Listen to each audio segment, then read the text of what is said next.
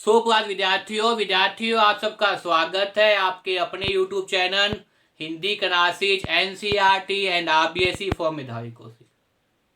विद्यार्थियों, मुझे पूरी उम्मीद है कि आप घर पे हैं, स्वस्थ हैं और आपका अध्यापन कार्य सुचारू चल रहा होगा। आपको पता है इन दिनों मेरे YouTube चैनल पर व्याकरण संबंधित बहुत ही महत्वपूर्ण प्रकरण चल रहे हैं। उन्हीं प्रकरणों में से एक कौन सा है? अनुस्वार एवं अनुनासिक। वास्तव में अनुस्वार की परिभाषा क्या होती है, कहाँ कहाँ अनुस्वार का प्रयोग करते हैं, अनुनासिका किस प्रकार से हम परिभाषित कर सकते हैं और फिर अनुनासिका का प्रयोग हम कहाँ कहाँ कर सकते हैं, क्या चिन्ह होते हैं, इससे संबंधित एक दो वीडियो बनाकर मैंने अपलोड कर दी है। आज इसका अंतिम प्रकरण अनुनासिक व्यंजन है, उसके बारे में बताऊंगा विद्यार्थियों। तो विद्यार्थियों, जैसा कि पता है मेरा नाम मेधावी कौशिक है और मंगल टाउन का रहने वाला विद्यार्थियों। अगर वीडियो पसंद आए तो वीडियो ज़्यादा लाइक कीजिए, कमेंट कीजिए। चैनल पर अगर आप नए हैं तो चैनल को सब्सक्राइब कर लीजिए, जिससे तुरंत आप तक क्या पहुंच जाए, नोटिफिकेशन पहुंच जाए। तो देखिए विद्यार्थियों, आज मैं आपको बताऊंगा अनुनासिक कि वास्तव में अनुनासिक क्या होते हैं। देखिए, अनुनासिक का मतलब क्या है? नासिका का मतलब होता है नाक, समझने का प्रयास कीजिए। नासिका का मतलब क्या होता है? नाक होता है। अनुनासिक का मतलब क्या हो जाएगा? हवा। क्योंकि यहाँ जो हमारे जो व्यंजन निकलते हैं, क्या ध्वनि निकलती है, वो कहीं ना कहीं उच्चारण जो हम कहते हैं वो हवा पे भी निर्भर करता है। जीभ हमारी हिलती है, उच्चारण हम निकालते हैं, ध्वनि निकलती है। जैसे मैं बोल रहा हूँ, आप सुन रहे हैं तो मेरे मुख से क्या निकल रही है? हवा भी निकल रही है, उच्चारण भी निकल रहे हैं, जीभ का भी उपयोग कर रहा हूँ, नाक का भी उपयोग कर रहा हूँ, तो सबका उपयोग कर रहा हूँ। इसलिए क्या कहते हैं? अनुनासिक व्यंजन कहते हैं। अनुनासिक स्वरों के उच्चारण में वायु मुंह तथा नासिका दोनों से निकलती है। अनुनासिक, देखिए क्या होता है ये अनुनासिक।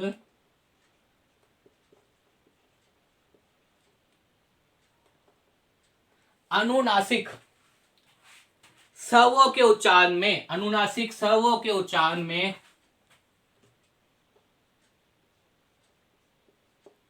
अनुनासिक स्वरों के उच्चारण का मतलब क्या होता है? बोलना।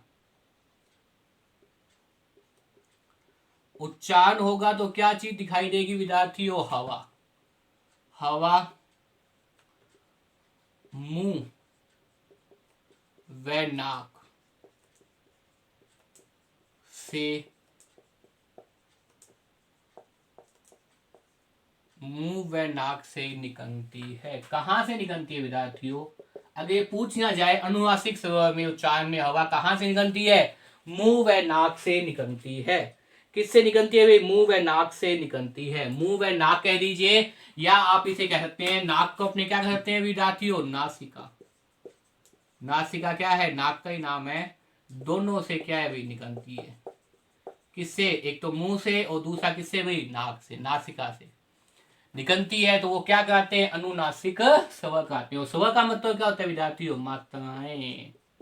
जो मात्राएं हम यूज करते हैं हिंदी के अंदर, वो क्या है? स्वर है। तो मैंने आपको बताया, अनुनासिक स्वर के बारे में बताया कि अनुनासिक स्वरों के उच्चारण में, अनुनासिक स्वरों के उच्चारण में हवा मुंह व नाक से बाहर निकलती है। हवा कहाँ निकलती है? मुंह व नाक दोनों के बाहर निकलती है। इसका जो चिन्ह है विद्यार्थियों, किसका? अनुनासिक। इसको कहीं ना कहीं तो प्रदर्शित करेंगे। तो अनुनासिक का चिन्ह, चिन्ह का मतलब क्या होता है? प्रतीक, सिंबल, जिससे हम क्या करते हैं भाई? उसे बताते हैं। क्या है आपके सामने? इस प्रकार से ऊपर जो हम चंद्र बिंदु लगा देते हैं, ये क्या है भाई? अनुनासिका का, या अनुनासिका का क्या है भाई? स्वर का चिन्ह है। क्या है भाई? चिन्ह है। देखिए, जिसे हम क्या कहते हैं? हम कहते हैं चंद्र बिंदु। इसे क्या कहा जाता है? इसे कहा जाता है चंद्र बिंदु। क्या कहा जाता है विद्यार्थियों? पता है आप लोगों को? चंद्र बिंदु। और जो अनुस्वार है वो क्या है? सिर्फ और सिर्फ बिंदी होती है। बिंदी हम क्या कहते हैं? अनुस्वार कहते हैं। जो इससे पहले बताया था मैंने। आज मैं बताया अनुनासिक के बारे में कि अनुनासिक स्वरों के उच्चारण, उच्चारण का मतलब क्या होता है? बोलना। उच्चारण का मतलब क्या होता है? बोलना। अनुनासिक स्वरों के उच्चारण में हवा कहां से निकलती है? मुंह व नासिका दोनों से निकलती है। नासिका मतलब क्या है? नाक। दोनों से निकलती है। अनुनासिक का चिन्ह कौन सा होता है? इस प्रकार से चंद्र बिंदु होता है। वो क्या है? अनुनासिका का चिन्ह होता है, सिंबल होता है, प्रतीक होता है विद्यार्थियों। देखिए जैसे आप क्या लिख देते हो, आप लिख देते हो गेंद, आपने क्या लिख दिया, चांद, ठीक है ना। तो देखिए दोनों में ही क्या गया, आपने इस प्रकार से जो है वो अनुनासिक स्वर का प्रयोग किया है। तो मुझे उम्मीद है आपको बात समझ में आई होगी। जिस प्रकार से आप क्या कहते हो, हंस। अब देखिए विद्यार्थियों, एक तो हंस ये भी है, एक हंस ये भी है। इसमें क्या लगा हुआ है, इसमें लगा हुआ है, ये क्या है, ये है आपके सामने अनुस्वार। और ये जो चंद्र बिंदु है वो क्या है आपके सामने, अनुनासिक। मुझे लगता है मैं जो बात बताना चाहता हूँ वो समझ में आ गया होगा। अब देखिए कहाँ किसका प्रयोग होता है, अब दोनों में अंतर है। ये जो हंस है जिसमें आपने क्या लगा दिया, चंद्र बिंदु लगा दिए, हंसने के लिए क्या है विद्यार्थियों, हंसने की है अनुनासिक का प्रयोग किया गया है। किसका प्रयोग किया गया, अनुनासिक का प्रयोग किया गया है। हंस क्या है विद्यार्थियों, अनुस्वार है। और हंस क्या है, एक पक्षी है। हंस क्या है विद्यार्थियों, एक पक्षी है। तो हंस का मतलब यहाँ पे क्या आ जाएगा, हंसने की किया।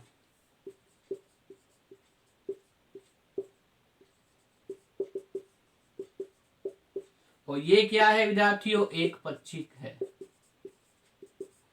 तो मुझे उम्मीद है आपको समझ में आ गई बात कि किस प्रकार से आपने थोड़ा सा परिवर्तन कर दिया, उसके बाद में क्या है, अर्थ में परिवर्तन हो जाता है। ये जो हंस है वो क्या है, अनुनासिक का प्रयोग किया गया है। इसका मतलब क्या होता है, हंसने की किया है, हम हंसते हैं। और ये जो हंस है इस पे अनुस्वार का प्रयोग किया गया है, तो ये क्या है, वास्तव में एक पक्षी है। तो ये जो चीजें हैं कहीं ना कहीं जो मैंने बताया, अनुस्वार अनुनासिक आपको वाक्य शुद्धि में काम आती है, आपको शब्द शुद्धि में काम आती है, आपको कई जगह काम आती है। इसलिए भाई ध्यान से देखिए टॉपिक को, ताकि भविष्य में आपको हिंदी संबंधित अगर आप शुद्ध शब्द लिखने, अगर आप जो है वो अशुद्ध शब्दों में से शुद्ध शब्द पहचानना हो तो पहचान जाए। इसलिए मैंने बताया है, बहुत ही महत्वपूर्ण है। आप यहाँ लिख सकते हैं अशुद्ध शब्दों को पहचानना। और अशुद्ध शब्द कैसे पहचानेंगे, अनुस्वार अनुनासिक के माध्यम से, कि कहाँ अनुस्वार लगेगा कहाँ अनुनासिक लगेगा। दोनों ही बातें मैंने बड़ी विस्तार से बताई है विद्यार्थियों आपको। इस प्रकार से ध्यान रखिए, उच्चारण के आधार पर, एक महत्वपूर्ण बात, उच्चारण के आधार पर अनुनासिक स्वर है, जबकि अनुस्वार क्या होता है, व्यंजन होता है। तो मुझे उम्मीद है विद्यार्थियों आपको समझ में आ गया होगा। और इन दोनों के प्रयोग को आप भविष्य में ध्यान रखेंगे। इससे पहले जो विद्यार्थियों के मन में कंफ्यूजन था, कई विद्यार्थी तो हिंदी के अंदर ऐसे थे जो दोनों को एक ही मान लेते थे, जबकि दोनों एक नहीं है। आपने पढ़ा होगा, वीडियो देखी होगी, अनुस्वार का अपना एक महत्व है, अनुनासिक का अपना एक महत्व है।